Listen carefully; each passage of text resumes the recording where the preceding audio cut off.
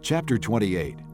David summoned all the officials of Israel to assemble at Jerusalem, the officers over the tribes, the commanders of the divisions in the service of the king, the commanders of thousands and commanders of hundreds, and the officials in charge of all the property and livestock belonging to the king and his sons, together with the palace officials, the mighty men, and all the brave warriors.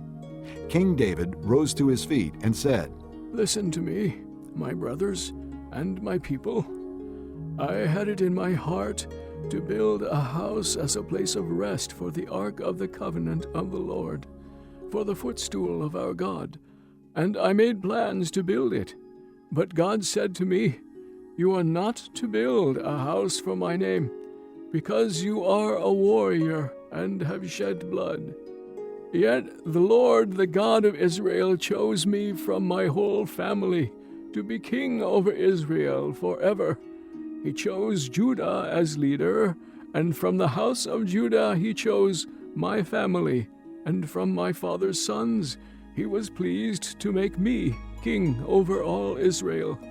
Of all my sons, and the Lord has given me many, he has chosen my son Solomon to sit on the throne of the kingdom of the Lord over Israel. He said to me, 'Solomon, your son, is the one who will build my house and my courts, for I have chosen him to be my son, and I will be his father. I will establish his kingdom forever, if he is unswerving in carrying out my commands and laws, as is being done at this time. So now I charge you in the sight of all Israel and of the assembly of the Lord, and in the hearing of our God, be careful to follow all the commands of the Lord your God, that you may possess this good land and pass it on as an inheritance to your descendants forever. And you, my son Solomon, acknowledge the God of your father and serve him with wholehearted devotion and with a willing mind, for the Lord searches every heart and understands every motive behind the thoughts. If you seek him, he will be found by you, but if you forsake him, he will reject you forever. Consider now, for the Lord has chosen you to build a temple as a sanctuary. Be strong and do the work." Then David gave his son Solomon the plans for the portico of the temple, its buildings, its storerooms, its upper parts, its inner rooms, and the place of atonement.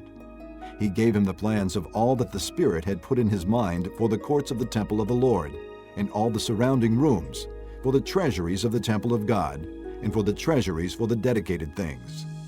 He gave him instructions for the divisions of the priests and Levites, and for all the work of serving in the temple of the Lord, as well as for all the articles to be used in its service. He designated the weight of gold for all the gold articles to be used in various kinds of service, and the weight of silver for all the silver articles to be used in various kinds of service, the weight of gold for the gold lampstands and their lamps, with the weight for each lampstand and its lamps, and the weight of silver for each silver lampstand and its lamps, according to the use of each lampstand, the weight of gold for each table for consecrated bread, the weight of silver for the silver tables, the weight of pure gold for the forks, sprinkling bowls, and pitchers, the weight of gold for each gold dish, the weight of silver for each silver dish, and the weight of the refined gold for the altar of incense. He also gave him the plan for the chariot, that is, the cherubim of gold that spread their wings and shelter the ark of the covenant of the Lord. "All this," David said, "I have in writing from the hand of the Lord upon me, and he gave me understanding in all the details of the plan."